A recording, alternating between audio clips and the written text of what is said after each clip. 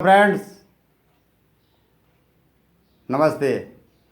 अभी आप आशा अमर की आवाज़ में गाना सुनने जा रहे हैं। यदि यह गाना आपको पसंद आए तो अधिक से अधिक अपने दोस्तों में शेयर करें, चैनल को सब्सक्राइब करें, लाइक करें और हाँ, बेल आइकन दबाना ना भूलें।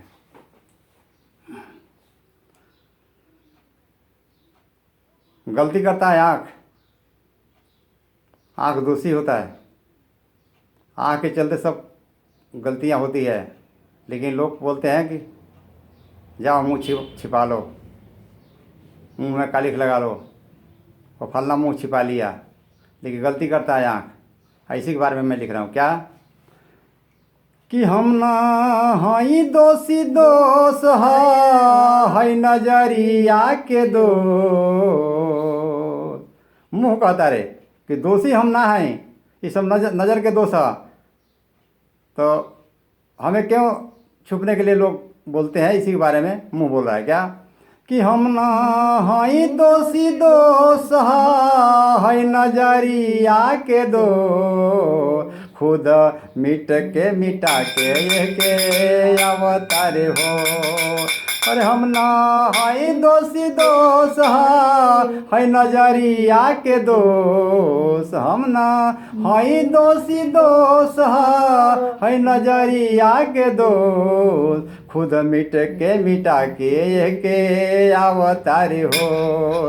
है क्या है होश तब होले जब सब कुछ मिट जाले रे। गाँव गाँव शहर शहर हाला होई जाले रे।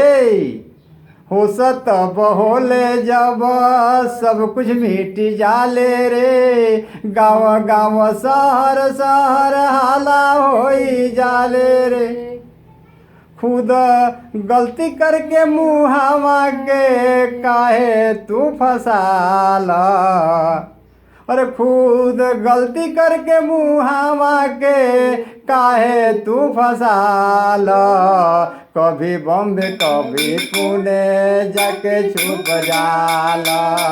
कभी बॉम्बे कभी पुणे जाके छुप जाला। आगे लाइन है, तू बड़ा तंग साथ में वो भी तंग साली। अरे तू बड़ा तंग साथ में वो भी तंग साली। होटल में खैला हरदम पॉकेट हो गई खाली। अरे तू बड़ा तंग साथ में वो भी तंग साली। होटल में खैला हरदम पॉकेट हो गई खाली। अरे अब तो वो भी मना करी दिहले जिसने पाला पाली।